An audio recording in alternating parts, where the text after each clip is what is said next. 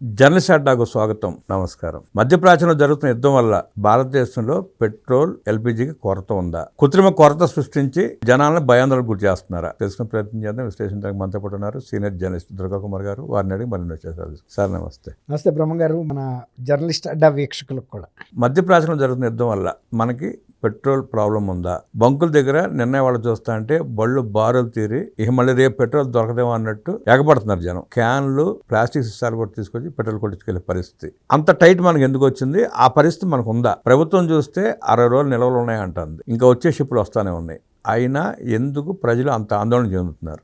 ఇది మన ప్రజల తప్పేనండి. నేను కూడా ఇవాళ ఇంటి నుంచి హైదరాబాద్లో వస్తూ చూశాను. అన్ని పెట్రోల్ పంపుల దగ్గర జనం మీరు అన్నట్టు క్యూలు కట్టి ఉన్నారు. ప్రతి పెట్రోల్ పంప్ దగ్గర పోలీసులు కూడా బందోబస్తు పెట్టారు. పెట్రోల్ తొందరగా ఫుల్ ట్యాంకులు చేయటం వలన నిల్వ అయిపోయిన బంకుల్ని క్లోజ్ చేశారు.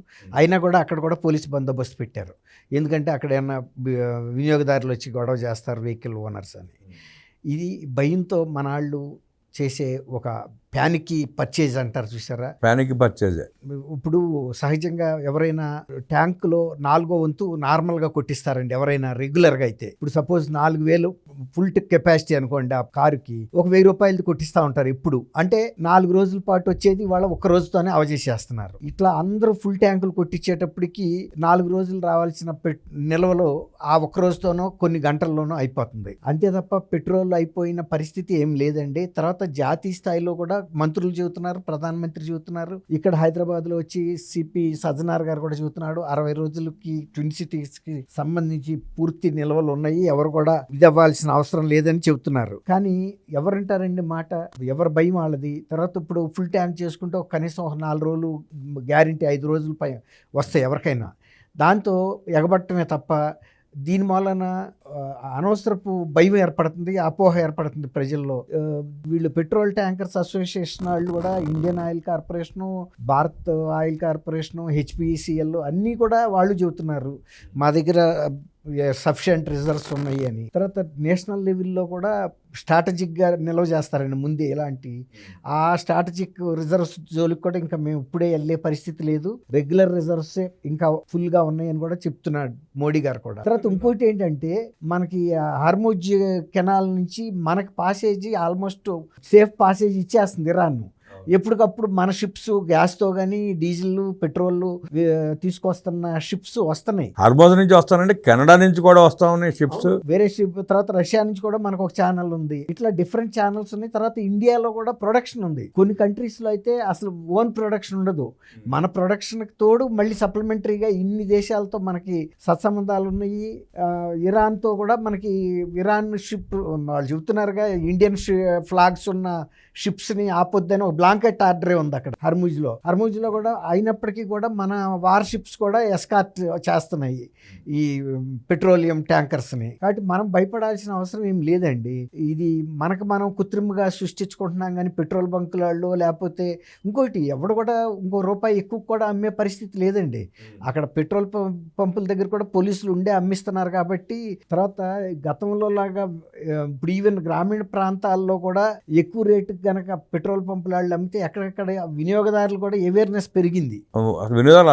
ఊరుకోరు. కాకపోతే వీళ్ళంతటి వీళ్ళే వెళ్ళి ఎక్కువ కొనుక్కుంటున్నారే తప్ప, అదే వాడు బ్లాక్ చేసి మేము ఎక్కువ అమ్ముతాము మీరు కొనండి అంటే ఎవడో కొండవు. ఖచ్చితంగా దగ్గరుండి పోయించుకెళ్తారు. ఏది గవర్నమెంట్ నిర్ధారించిన రేటుకే పోయించుకెళ్తారు. ఇప్పుడు శ్రీలంక లాంటి కొన్ని దేశాలలో ఆల్రెడీ ఇవి రేట్లు కూడా పెంచారు, గవర్నమెంట్లే విపరీతంగా పెంచారండి రేట్లు. విపరీతంగా అండి, దాదాపు 30-40% కూడా పెంచిన పరిస్థితులు కొన్ని దేశాలు. మనకి ఇంకా ఆ పరిస్థితి లేదు. మనకి ఎందుకంటే మనకి సప్లైస్లో ఇబ్బంది లేదు ఒకటి. రెండోది, అవసరమైతే మన వాళ్ళు రిస్ట్రిక్షన్స్ పెడతారు మూమెంట్ మీద. ఎందుకంటే ఇంత పెద్ద దేశంలో నిజంగా పరిస్థితి వచ్చింది అనుకున్నాం అండి. మొన్న మనం కరోనా అప్పుడు ఎంత డిసిప్లిన్గా పట్టుదలతో ఉండి ఆ సమస్య నుంచి బయటపడ్డాము. ఒకవేళ నిజంగా అటువంటి పరిస్థితి వచ్చినప్పుడు మనందరం కూడా సమైక్యంగా ఉండి సమస్యను ఎదుర్కొందాము అంటే అందరూ భరించాలి కష్టం నష్టం. పబ్లిక్ ట్రాన్స్పోర్టేషన్ ఎక్కువ ఉపయోగించుకోవాలి, ప్రైవేటు యూసేజ్ తగ్గించుకోవాలి.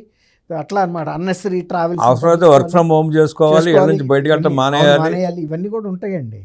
ఇప్పుడు భారతదేశం లాంటి దేశం ఇప్పుడు ఇంత పెద్ద వినియోగం అంటే డిమాండ్ ఉన్న దేశం, మరి అవసరాలు వచ్చినప్పుడు తగ్గించుకోక తప్పదు. చిన్న చిన్న దేశాలు. తర్వాత ఇంకోటండి, మన దగ్గర ఏంటంటే ప్రైవేట్ ట్రాన్స్పోర్టేషన్ మీద ఎక్కువ ఇస్తామండి మనము. అదే కొన్ని దేశాల్లో ఎంత డెవలప్డ్ కంట్రీస్ అయినా సరే కాక వాళ్ళు కార్లు యూసేజ్ తక్కువ. ఈవెన్ కార్స్ యూజ్ చేస్తే కూడా పూల్ చేసుకుంటారు, కనీసం 4-5 ఉంటేనే ఆ కారు వెళ్తూ ఉంటుంది. అట్లా సామాజికంగా అవేర్నెస్ ఉంటుంది. మనకు అట్ట కాదు, మనం ఒక్కడే వెళ్ళినా కానీ 100 కిలోమీటర్లు 300 కిలోమీటర్లన్నా ఒక్కడే వెళ్తాడు. కాబట్టి కొంచెం ఇలాంటివన్నిటి కూడా సామాజిక బాధ్యతగా ప్రజలు కూడా గుర్తించాలండి. ఆ తర్వాత ఈ వినోదాలకి విహారాలకి లేకపోతే ఈ తోసి తోయకుండా తిరిగే ప్రయాణాలను ఆపుకోవాలి. అది ఇప్పుడైనా మంచిదే, ఇప్పుడు మరీ అవసరం. ఇప్పుడు మధ్యప్రాచ్యంలో జరిగే యుద్ధం, ఇరాన్ ఇజ్రాయెల్ కొట్టుకుంటామని అమెరికా దూరి అమెరికా కూడా ఇరాన్ కొడతా ఉంది. ఆ యుద్ధానికి మనకు సంబంధం లేదు. కాకపోతే ఆ యుద్ధం వల్ల రావాల్సిన ఇంధనం సప్లై ఆగిపోయింది, తగ్గింది, మనకు తగ్గింది. దానివల్ల కొంచెం ఇబ్బంది అనిపించినా 60 రోజుల పాటు నిల్వలు ఉన్నాయి, ఇబ్బంది లేదంటూ ప్రధానమంత్రి గారు కూడా స్పష్టంగా చేసిన తర్వాత కూడా ఇంకా ఈ కన్ఫ్యూజన్ ఎందుకు, ప్రజల్లో జనాల భయాందోళన ఎందుకు? మన దగ్గర ఉన్నదే అదే అండి. మన దగ్గర ఒక నేషనల్ అంటే మనం అనకూడదు ఆ మాట, కొంచెం బాధ్యతాయుతంగా ప్రవర్తించడం అనేది లేదండి. వేలం వేర్ర అంటారు చూసారా, ఒకటి నలుగురు ఆపేటప్పటికి ఇంకొక నలుగురు, ఆ నలుగురిని చూసి ఇంకో 10 మంది ఇట్లా ఆగుతున్నారు. నేను వస్తా కూడా చూశాను. అవసరం ఉన్నాడు లేనాడు కూడా, అంటే అక్కడ ఏదో షార్టేజ్ ఉంది కాబట్టి వీళ్ళందరూ క్యూలో నుంచున్నారు, మనం కూడా ఒక గంట ఆగి అయినా పోయించేసి వెళ్ళిపోతే ఇంకో 2-3 రోజులు గ్రాసం పెట్రోల్ ఉంటుందన్న ఆదుర్దా, డీజిల్ ఉంటుందని. అట్టా బంకుల దగ్గర వాహనాలు జామ్ చేయడం వల్ల ట్రాఫిక్ అవుతుందండి. ట్రాఫిక్ జామ్ చాలా జామ్ అవుతుంది. యాజిఫ్ ఇదే లాస్ట్ డే, డూమ్స్ డే అన్నట్టుగా వెళ్ళిపోతున్నారు పెట్రోల్ పంపుల మీదకి. అక్కడికి పోలీసులు కూడా చెబుతున్నారు, బాబు మీరేమి ఇంత ఆదుర్ద పడక్కర్లేదు, మళ్ళీ ట్యాంకర్స్ వస్తాయి అని కూడా. అయిపోయి నేను క్లోజ్ చేసిన బంకుల ముందు కూడా ఏ క్షణంలో అయినా బంకుల్లో ట్యాంకర్లు వస్తాయని కూడా కొందరు ఎదురు చూస్తున్నారు. అట్టా ఉంది పరిస్థితి. మరి పిచ్చే. కొంతమందికి ఏమో అయిపోయిన వాళ్ళు కూడా ఉండొచ్చు ఇందులో, నిజంగానే రిజర్వ్లో పడి ఉండాళ్ళు ఉండొచ్చు. వాళ్ళు 5-10%. ఎక్కువ మంది ఇంత క్యూల్లో నుంచిన వాళ్ళందరూ అడిషనల్గా కొట్టించుకునేవాళ్ళు అండి. అంటే ఎక్కువ నిలవ పెట్టుకుందాం, ఫుల్ ట్యాంక్ చేసుకుందాం అని. ఇప్పుడు కొందరు మీరు చెప్పినట్టు కొంతమంది జెర్రీ క్యాన్లు కూడా తెచ్చుకుంటున్నారు. కానీ జెర్రీ క్యాన్లో పోయిరండి, ప్లాస్టిక్ బాటిల్స్లో అసలు పోయారు క్యానుల్లో. కానీ ఆల్రెడీ పెట్రోలియం నిబంధనలు ఉన్నాయి. వీళ్ళ ఆశకి కోసం వెళ్ళినా కూడా పోసే పరిస్థితి ఉండదు. ప్రజలు కూడా కొంచెం గుర్తించాలండి. అంతే తప్ప అవసరానికి మించి పోయించేసుకోవటం వలన మనమే కృత్రిమ కొరత సృష్టించిన వాళ్ళం అవుతున్నాం. అది కేంద్ర ప్రభుత్వం చెబుతున్న, ప్రధానమంత్రి గారు స్పష్టంగా చెప్పిన వెరితల ఎక్కి కృత్రిమ కొరత సృష్టించుకొని ప్రజలు ఎగబట్టాన్ని తప్పుపట్టిన దుర్గాకుమార్ గారికి ధన్యవాదాలు తెలియజేస్తూ నమస్కారం. నమస్కారం రమణ గారు. మన వీక్షణ